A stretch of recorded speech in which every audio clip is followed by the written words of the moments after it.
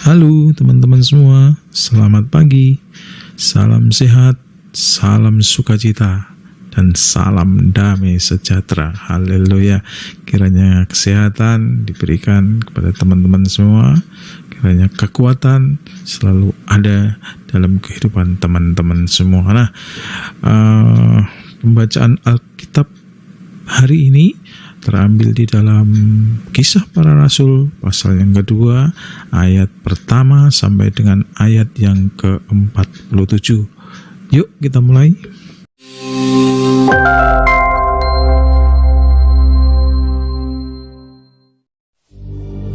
Ketika tiba hari Pentakosta, semua orang percaya berkumpul di satu tempat.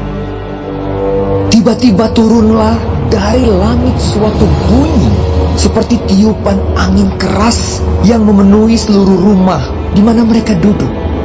Dan tampaklah kepada mereka lidah-lidah seperti nyala api yang bertebaran dan hingga pada mereka masing-masing.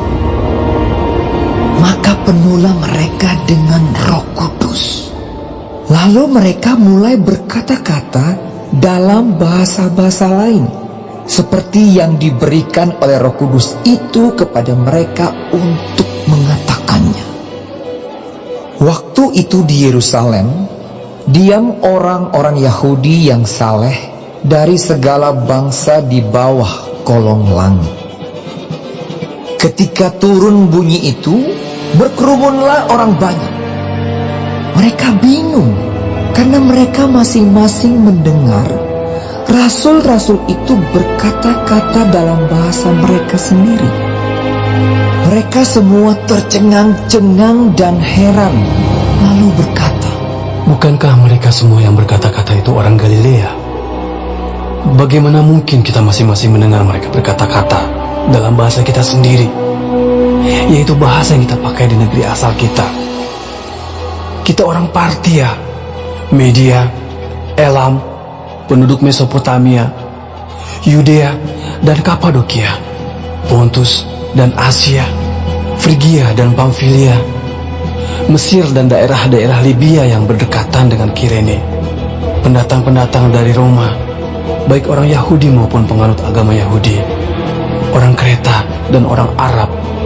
Kita mendengar mereka berkata-kata dalam bahasa kita sendiri tentang perbuatan-perbuatan besar yang dilakukan Allah." Mereka semuanya tercengang-cengang dan sangat termangu-mangu sambil berkata seorang kepada yang lain, "Apakah artinya ini?" Tetapi orang lain menyindir, "Mereka sedang mabuk oleh anggur manis." Maka bangkitlah Petrus berdiri dengan ke-11 rasul itu, dan dengan suara nyaring ia berkata kepada mereka, "Hai kamu orang Yahudi, dan kamu semua yang tinggal di Yerusalem, ketahuilah dan camkanlah perkataanku ini. Orang-orang ini tidak mabuk seperti yang kamu sangka, karena hari baru pukul 9. Tetapi itulah yang difirmankan Allah dengan perantaraan Nabi Yoel. Akan terjadi pada hari-hari terakhir. Demikianlah firman Allah, bahwa aku akan mencurahkan rohku ke atas semua manusia. Maka anak-anakmu laki-laki dan perempuan akan bernubuat, dan teruna-terunamu akan mendapat penglihatan-penglihatan, dan orang-orangmu yang tua akan mendapat mimpi. Juga ke atas hamba-hambaku laki-laki dan perempuan akan kucurahkan rohku pada hari-hari itu, dan mereka akan bernubuat. Dan aku akan mengadakan mujizat-mujizat di atas di langit, dan tanda-tanda di bawah di bumi, darah dan api dan gumpalan-gumpalan asap. Matahari akan berubah menjadi gelap gulita, dan bulan menjadi darah, sebelum datangnya hari Tuhan, hari yang besar dan mulia itu. Dan barang siapa yang berseru kepada nama Tuhan akan diselamatkan. Hai orang-orang Israel, dengarlah perkataan ini. Yang aku maksudkan ialah Yesus dari Nazaret, seorang yang telah ditentukan Allah dan yang dinyatakan kepadamu dengan kekuatan-kekuatan dan mujizat-mujizat dan tanda-tanda yang dilakukan oleh Allah dengan perantaraan Dia di tengah-tengah kamu, seperti yang kamu tahu. Dia yang diserahkan Allah menurut maksud dan rencananya telah kamu salibkan dan kamu bunuh oleh tangan bangsa-bangsa durhaka. Tetapi Allah membangkitkan Dia dengan melepaskan Dia dari sengsara maut, karena tidak mungkin Ia tetap berada dalam kuasa maut itu. Sebab Daud berkata tentang Dia, "Aku senantiasa memandang kepada Tuhan, karena Ia berdiri di sebelah kananku, aku tidak goyah." Sebab itu hatiku bersuka cita dan jiwaku bersorak-sorak, bahkan tubuhku akan diam dengan tentram.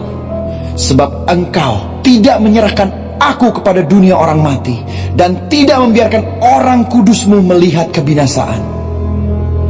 Engkau memberitahukan kepadaku jalan kehidupan.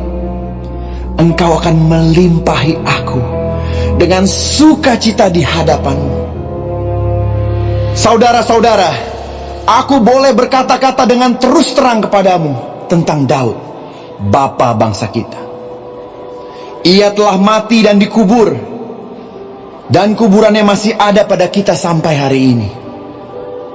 Tetapi ia adalah seorang nabi, dan ia tahu bahwa Allah telah berjanji kepadanya dengan mengangkat sumpah bahwa ia akan mendudukkan seorang dari keturunan Daud sendiri di atas tahtanya. Karena itu ia telah melihat ke depan dan telah berbicara tentang kebangkitan Mesias, ketika ia mengatakan bahwa Dia tidak ditinggalkan di dalam dunia orang mati, dan bahwa dagingnya tidak mengalami kebinasaan. Yesus inilah yang dibangkitkan Allah, dan tentang hal itu kami semua adalah saksi. Dan sesudah Ia ditinggikan oleh tangan kanan Allah dan menerima Roh Kudus yang dijanjikan itu, maka dicurahkannya apa yang kamu lihat dan dengar di sini. Sebab bukan Daud yang naik ke sorga, malahan Daud sendiri berkata, "Tuhan telah berfirman kepada Tuanku, duduklah di sebelah kananku, sampai kubuat musuh-musuhmu menjadi tumpuan kakimu." Jadi seluruh kaum Israel harus tahu dengan pasti bahwa Allah telah membuat Yesus yang kamu salibkan itu menjadi Tuhan dan Kristus. Ketika mereka mendengar hal itu, hati mereka sangat terharu. Lalu mereka bertanya kepada Petrus dan rasul-rasul yang lain, "Apakah yang harus kami perbuat, saudara-saudara?" Jawab Petrus kepada mereka, "Bertobatlah, dan hendaklah kamu masing-masing memberi dirimu dibaptis dalam nama Yesus Kristus untuk pengampunan dosamu. Maka kamu akan menerima karunia Roh Kudus. Sebab bagi kamulah janji itu, dan bagi anak-anakmu, dan bagi orang yang masih jauh, yaitu sebanyak yang akan dipanggil oleh Tuhan Allah kita." Dan dengan banyak perkataan lain lagi ia memberi suatu kesaksian yang sungguh-sungguh, dan ia mengecam dan menasihati mereka. Katanya, "Berilah dirimu diselamatkan dari angkatan yang jahat ini." orang-orang yang menerima perkataannya itu memberi diri dibaptis, dan pada hari itu jumlah mereka bertambah kira-kira 3.000 jiwa. Mereka bertekun dalam pengajaran rasul-rasul dan dalam persekutuan, dan mereka selalu berkumpul untuk memecahkan roti dan berdoa. Maka ketakutanlah mereka semua, sedang rasul-rasul itu mengadakan banyak mujizat dan tanda. Dan semua orang yang telah menjadi percaya tetap bersatu, dan segala kepunyaan mereka adalah kepunyaan bersama. Dan selalu ada dari mereka yang menjual harta miliknya, lalu membagi-bagikannya kepada semua orang sesuai dengan keperluan masing-masing. Dengan bertekun dan dengan sehati mereka berkumpul tiap-tiap hari dalam bait Allah. Mereka memecahkan roti di rumah masing-masing secara bergilir dan makan bersama-sama dengan gembira, dengan tulus hati sambil memuji Allah. Dan mereka disukai semua orang. Dan tiap-tiap hari Tuhan menambah jumlah mereka dengan orang yang diselamatkan.